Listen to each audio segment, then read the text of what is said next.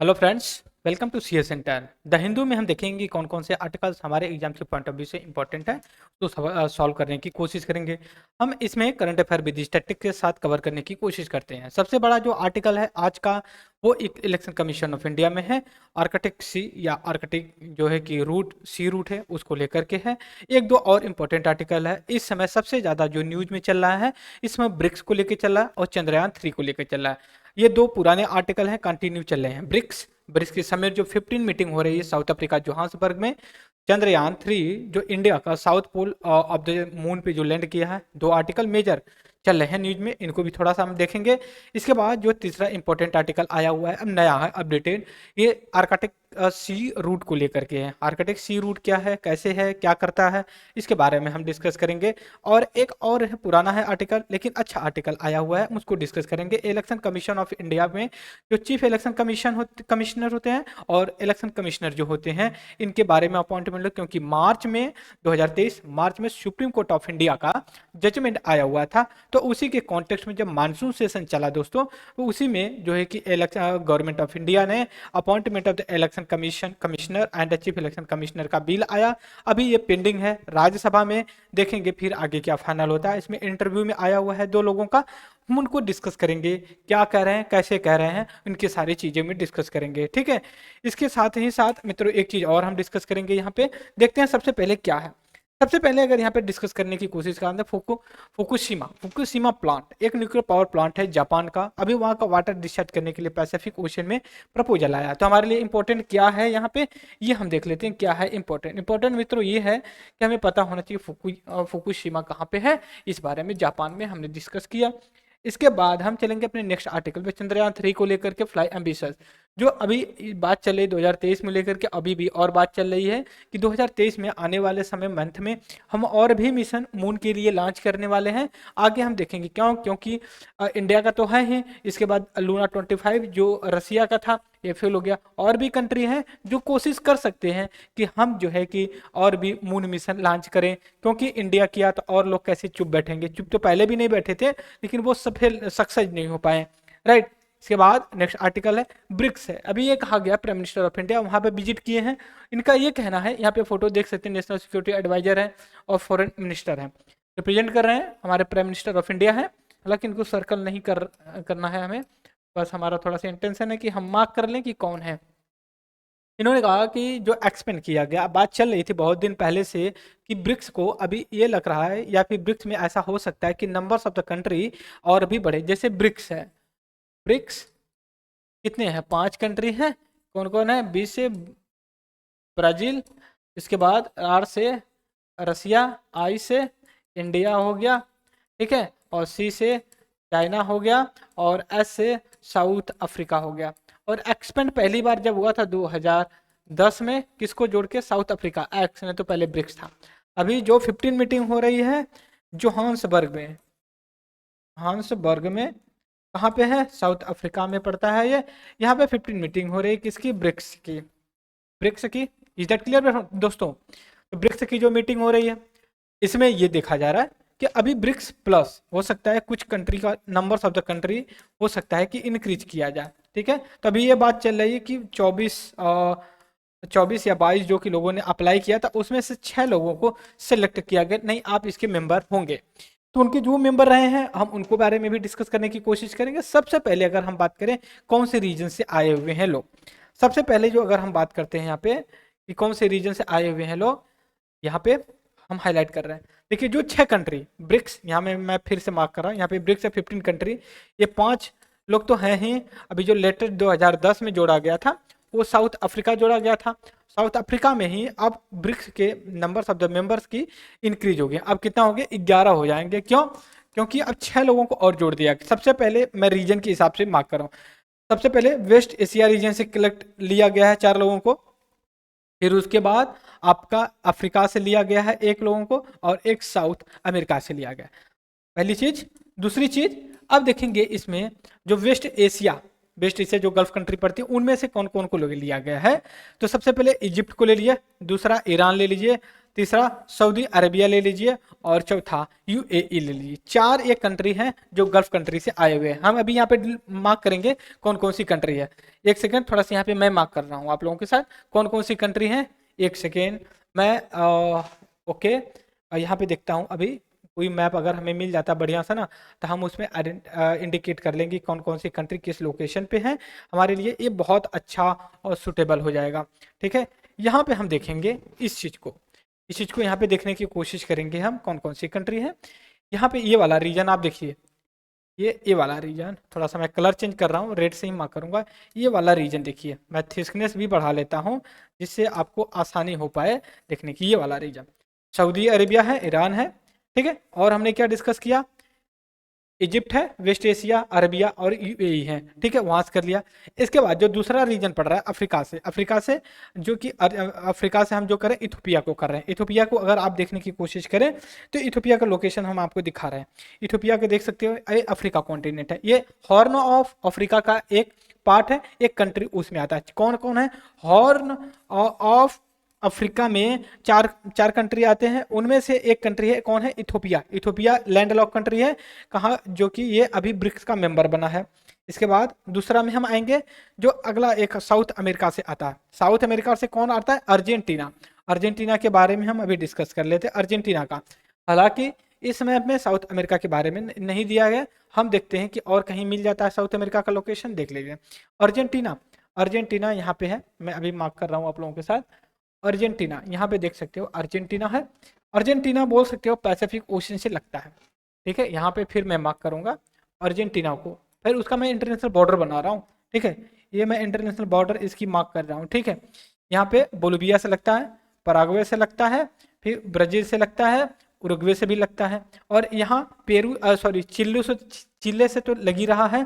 और इसके बाद ये वाला रीजन जो आपका मैं जिग मार्क कर रहा हूँ, ये आपका जो है कि साउथ अटलांटिक ओशन से बॉर्डर से लग रहा है, ठीक है। इसके बाद एक चीज और मैं बता देता हूँ, अर्जेंटीना से ट्रॉपिक ऑफ कैप्रिकॉर्न गुजरती है। तो आपके लिए एक सवाल यहाँ पे और बन जाता है, ट्रॉपिक ऑफ कैप्रिकॉर्न है मित्रों, ठीक है।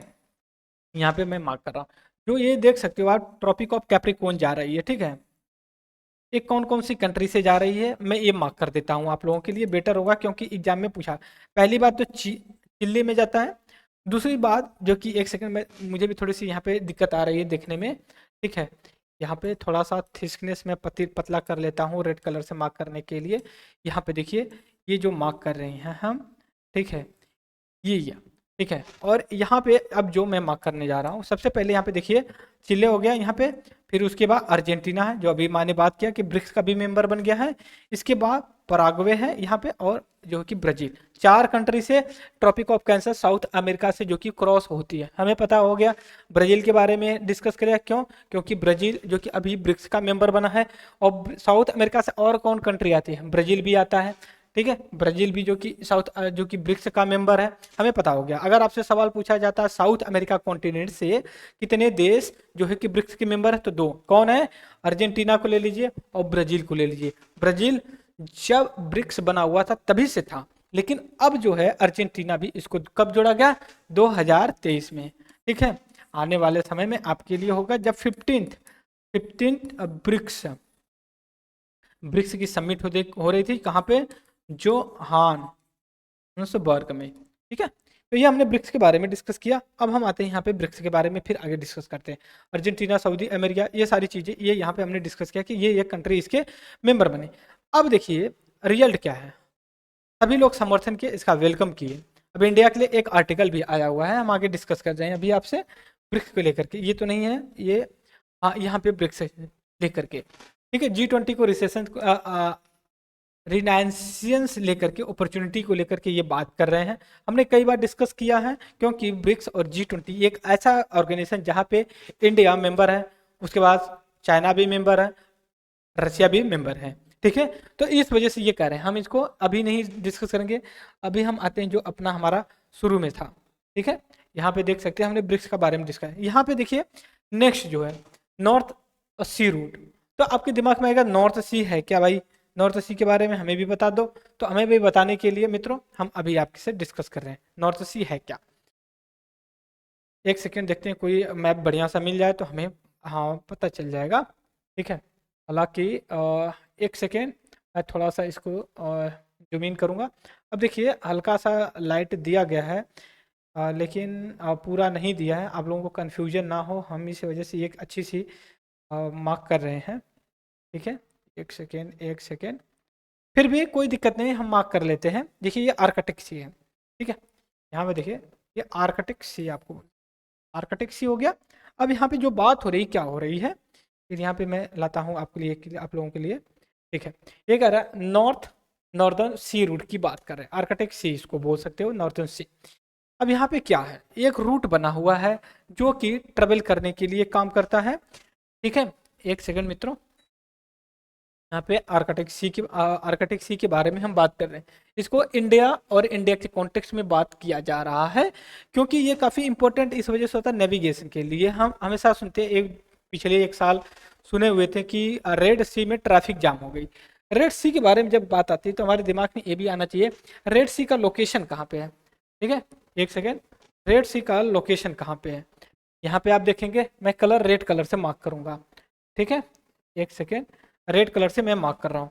ये वाला जो एरिया है आर्कटिक सी है, यहाँ पे सॉरी ये रेड सी है मित्रों, रेड सी है। और यहाँ पे देखिए ये आर्कटिक ओशन है। आर्कटिक ओशन ये यहाँ से यहाँ तक है, पूरा बोल सकते एरिया है। ठीक है, और ये इंडिया के आने के लिए एक रूट बना है, यहाँ से आता है बेरिंग सी से होते हुए, अब आ जाएगा आपका साउथ चाइना सी, यहाँ पे आएगा, और जापान सी से होते हुए, और यहाँ पे एक जो आएगा मलक्का स्ट्रेट है, ये मलक्का स्ट्रेट से होते हुए चेन्नई पोर्ट पे आ जाए। इससे क्या है कि इंडिया का टाइम टेकिंग जो टाइम है, टाइम बहुत ज़्यादा बच जाएगा। नहीं तो अब यहाँ से घूम के फिर यहाँ आइए, फिर यहाँ से यहाँ जाइए, मुंबई पे आना पड़ता था।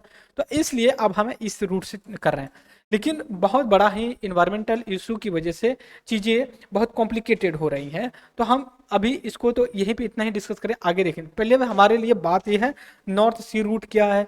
और देखिए, और यहाँ पे जो नॉर्थ सी है ना, पूरी आइस शीट है, इसको तोड़ने में बहुत मतलब मेहनत की। जैसे मान लीजिए आप माइनिंग करते हैं, माइनिंग करते हैं तो आपके लिए क्या होता है कि आप जो है कि मतलब माइनिंग करने के लिए मतलब इस तरह का आरडीएक्स वगैरह लगाते तोड़ने के लिए, वैसे आइस शीट को भी ब्रेक करने के लिए ना आपके पास ऐसा वेपन हो चाहिए कि आसानी से तोड़ा जा सके। क्यों? क्योंकि जब तक बर्फ नहीं हटेगी तब तक आपकी जो शिप है ट्रांसपोर्ट करती है वो नहीं जो कि आगे बढ़ पाएगी।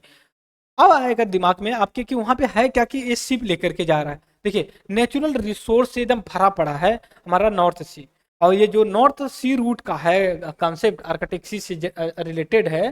तो यहाँ पे अगर हम बात करें कि why the Arctic region is significant for India, natural resource के लिए काफी इंपॉर्टेंट है। इसके बाद बोलता है how old India engage in the Arctic. देखिए 1990 के समय से ही इंडिया इंगेजमेंट इसका बढ़ रही थी, जब ब्रिटेन का कॉलोनी था इंडिया। इसके बाद what is the NSR, north sea route क्या है। नॉर्थ सी रूट एक ऐसा रूट है जो आपको यहाँ से आसानी से इंडिया में ला सकता है, हमने अभी डिस्कस किया। यहाँ पे देख सकते हो आप, यहाँ से ला करके यहाँ पे मलक्का सी, साउथ चाइना सी से ला करके आपको आसानी से जो कि यहाँ पहुँचा सकता है। इसके बाद करें वे फॉरवर्ड क्या है। वे फॉरवर्ड हमें पास टेक्नोलॉजी होनी चाहिए और हमारा रसिया से जो कि अच्छी फ्रेंडशिप भी होनी चाहिए। इसके बाद मित्रों हम देखें नेक्स्ट आर्टिकल G20 को लेकर के फिर इसके बाद हम अगला देख रहे हैं इसरो की जर्नी को कस्तूरी रंगा। एक साइंटिस्ट है, ठीक है, एक साइंटिस्ट है बहुत अच्छे, और इनकी कई रिपोर्ट भी आई हैं। इन्होंने इसरो के लेकर के बड़ी वाहवाही किया है कि इन्होंने अच्छा काम किया है।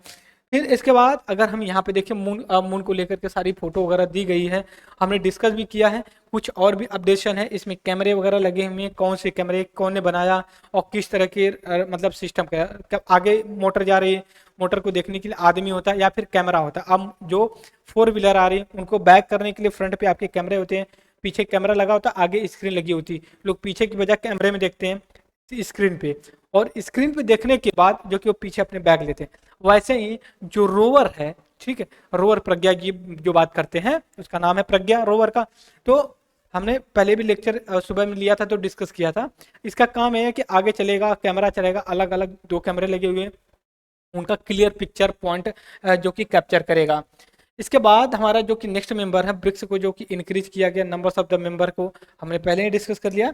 इसके बाद नेक्स्ट है इलेक्शन कमीशन ऑफ इंडिया के रिफॉर्म को लेकर के मार्च में, एक सेकेंड मैं कलर चेंज कर लेता हूं, मार्च में मार्च 2023 में सुप्रीम कोर्ट का वर्डिक्ट आया था, आप एक लॉ लाइए और उसमें appointment of the chief election commissioner of India और इलेक्शन कमिश्नर की जो अपॉइंटमेंट को लेकर के, ठीक है, कहा यह भी जा रहा था कि जो अपॉइंटमेंट करने के लिए सिलेक्शन कमेटी होती है, सिलेक्शन कमेटी, सिलेक्शन जो कमेटी होती है मित्रों ना, इनके लिए मतलब ये होगा कि 3 लोगों का एक ग्रुप होगा। एक होगा प्राइम मिनिस्टर ऑफ इंडिया, ये हेड करेंगे, ठीक है, क्या करेंगे, हेड होंगे सिलेक्ट कमेटी के।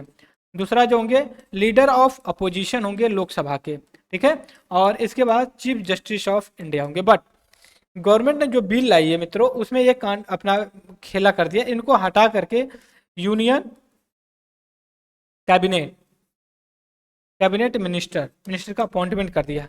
और इस आर्टिकल में जो बात की जा रही, दो लोग हैं, एक फॉर्मर चीफ इलेक्शन कमिश्नर है और दूसरे हैं एक जगदीश चोकर हैं, ठीक है, जो इलेक्शन कमिश्नर रहे हैं, chief election commissioner of government of India के, ये ओपी रावत हैं, ठीक है। इन दोनों का इंटरव्यू छपा हुआ है, इन लोग बातें कर रहे हैं, तो ये कह रहे हैं कि नहीं देखिए बहुत जो प्रोसीजर है मतलब अपॉइंटमेंट करने का कोई दिक्कत नहीं है, ये इनका ओपिनियन है, इनका ओपी रावत सर का, कि दिक्कत नहीं है। बहुत से ऐसे भी मतलब इलेक्शन कमिश्नर रहे हैं जो अच्छा काम किए, जैसे यहाँ टीएन सेशन की बात करते हैं, फिर उसके जो फर्स्ट इलेक्शन कमिश्नर रहे हैं उनकी बात करते हैं कि उन्होंने अच्छा काम किया। लेकिन इन्हीं के आर्गूमेंट में ये करते हैं, जगदीश चोकर सर ये कहते हैं ठीक है मैं आपकी बात को डिस्कार्ड नहीं कर रहा हूँ, लेकिन कुछ लंबा लंबा नाम के एक व्यक्ति थे जो कि इसके इलेक्शन कमिश्नर रहे, उनकी मतलब अशोक, हाँ अशोक लावास, ठीक है, इनकी कह रहे हैं कि अगला इनका टेन्योर था कि ये चीफ इलेक्शन कमिश्नर बने, बट कुछ रीजन की वजह से ये